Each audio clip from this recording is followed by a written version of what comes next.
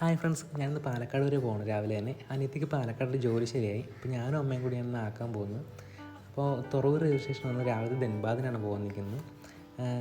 ആലപ്പുഴയിൽ നിന്ന് സ്റ്റാർട്ട് ചെയ്യുന്ന ട്രെയിൻ ആയതുകൊണ്ട് അതിന് തിരക്കുണ്ടാവില്ല എന്ന് വിചാരിച്ച് ഞങ്ങൾ ടിക്കറ്റ് ജനറൽ കമ്പാർട്ട്മെൻറ്റിൽ എടുത്തത്.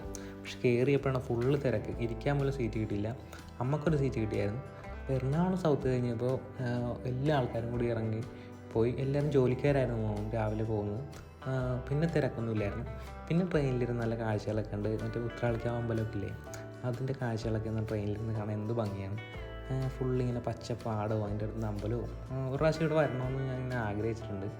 ഒരു പ്രാവശ്യം അന്ന് ഫുള്ളായിട്ടൊരു വീഡിയോ ചെയ്യാം. അവിടെ നിന്ന് ഇങ്ങനെ വന്ന് കോഴിക്കോടേക്കും പാലക്കാടേക്കും വണ്ടി തിരിയുന്ന സ്ഥലമുണ്ട്. അവിടെ നിന്ന് പാലക്കാട് റൂട്ടിലേക്ക് പോകുന്നു കഴിഞ്ഞാൽ ഫുള്ള് നല്ല ഭംഗിയുള്ള കാഴ്ചകളൊക്കെ കണ്ടിരിക്കാൻ പറ്റുന്നത്. കാരണം ഈ ഭാരതപ്പുഴയും പച്ച വയലുകളൊക്കെ. ഞങ്ങളങ്ങനെ റെയിൽവേ സ്റ്റേഷനിൽ വന്ന് ഇറങ്ങി പാലക്കാട്. അപ്പോൾ അവിടെ വന്നു കഴിഞ്ഞാൽ നമ്മൾ ചായ കുടിച്ചില്ലായിരുന്നു. അപ്പം നമുക്കൊരു ചായ മേടിച്ചു, ഒരു ബിസ്ക്കറ്റും മേടിച്ചു.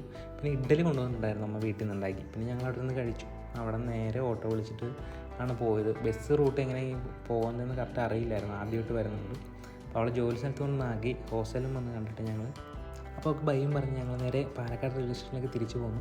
അപ്പോൾ വൈകിട്ട് 4 മണിക്കൊരു പാലരുവി എക്സ്പ്രസ് ഉണ്ട്, അതിനാണ് ഞാനും അമ്മയായിട്ട് തിരിച്ചു പോകുന്നത്.